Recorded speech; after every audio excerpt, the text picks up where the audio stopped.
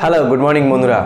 গিরগিটি গিরগিটি সময় সময় রং পাল্টায়, আর কিছু মানুষরূপী গিরগিটি কিন্তু আমাদের সমাজেও থাকে, যারা এখন একরকম কথা বলে, পরবর্তীতে আর এক রকম কথা বলে আমরা জানে থাকি।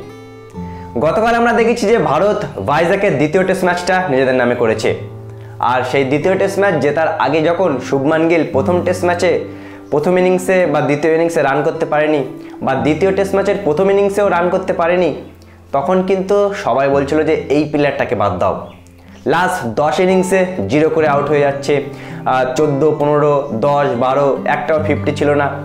শুভমান গিলের ট্যালেন্ট নিয়ে কিন্তু কোনো প্রশ্ন ছিল না, কিন্তু শুভমান গিলকে তাড়ানোর জন্য বা ভারতীয় দল থেকে বাদ দেওয়ার জন্য কিছু মিডিয়া আমাদের দেশে বড় বড় বা কিছু ইউটিউবার যারা খেলা সম্পর্কে ভিডিও করে, তারা কিন্তু উঠে পড়ে বাজে বাজে কথা বলছিল। এই বিরাট কোহলির সাথে তুলনা, শুভমান গিলের এর কোনো যোগ্যতা নেই, সচিন তেন্ডুলকরের মেয়ের সাথে ঘুরে বেড়াক গিয়ে এর কোনো যোগ্যতা নাই, একে ভারতীয় দলে রাখা হচ্ছে কেন, একে 3 নম্বর পজিশন দেওয়া হলো কেন।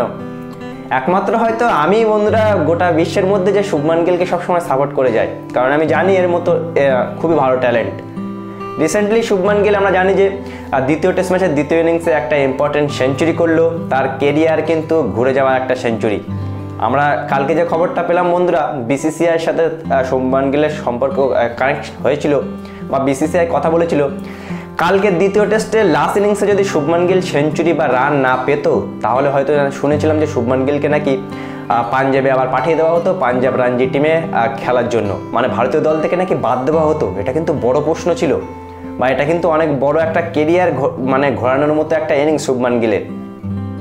আর এই শুভমান গিলকে নিয়ে যারা উঠে পড়ে লেগেছিল বন্ধুরা, সেই সকল গিরগিটি মানুষরূপে, তারা যখন দেখে শুভমান গিল দ্বিতীয় ইনিংসে সেঞ্চুরি করেছে, তারাই কিন্তু আবার শুভমান গিলকে প্রশংসা করছে। যারাই শুভমান গিলকে বাজে বাজে কথা বলতো, বিরাট কোহলির সাথে তুলনা করে ব্যঙ্গ করতো, বাজে বাজে ট্রোল করতো, মেম শেয়ার করতো, তারাই কিন্তু এখন শুভমান গিলের প্রশংসা করছে।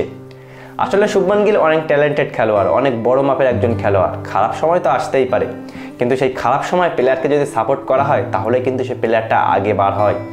কিন্তু এই মানুষরূপে কিছু গিরগিটি যারা রং বদলায়, যখন দেখে শুভমান রান পাচ্ছে তখন তাকে নিয়ে প্রশংসা, নেক্সট বিরাট কোহলি বলে তাকে সম্মাননা, কিন্তু যখন দেখে সে কিছু ম্যাচে রান পাচ্ছে না, তখন তাকে নিয়ে ট্রোল, তাকে নিয়ে বাজে কথা, তাকে বাদ দেওয়ার জন্য উঠে পড়ে লাগে কিছু এই সমাজের মানুষ। যাই হোক বন্ধুরা, সাপোর্ট তো সবসময় করে যাব, কোন প্লেয়ার ট্যালেন্টেড, কাকে সুযোগ দেওয়া উচিত, ওর সত্য কথাটাই তো বলা আমাদের কাজ। ট্রোল যারা করা তারা তো করবেই, কিন্তু একটা প্লেয়ার যখন মাঠে গিয়ে ক্রিকেট খেলে, আমরা জানি, বিশেষ করে আমি জানি যে সে কতটা চেষ্টা করে। তার কারণে আমরা, বিশেষ করে আমি এখনও টুর্নামেন্ট খেলে বেড়াই, বা এখানে ওখানে গিয়ে আমিও খেলা করে বেড়াই টেনিস বল। আর আমি জানি মাঠের মধ্যে, মাঠের বাইরে থেকে মানুষ অনেক কিছুই কথা বলতে পারে, কিন্তু মাঠে গিয়ে খেলার ক্ষমতা কিন্তু সবার হয় না। 140 কোটি মানুষের রিপ্রেজেন্ট করে শুভমান গিল, আর সেখানে আমরা যখন একটা সামান্য মাঠে গিয়ে খেলা করি, মাঠের চারপাশে যদি 20-30 জন মানুষও থাকে, তখনও আমাদের মধ্যে প্রেশার থাকে, আর তারা খেলে 140 কোটি মানুষের প্রেশার নিয়ে। সুতরাং একটা অর্ধেক ম্যাচে খারাপ খেললেও তাদেরকে সবসময় সাপোর্ট করে দেওয়া উচিত, নাকি ট্রোল করা।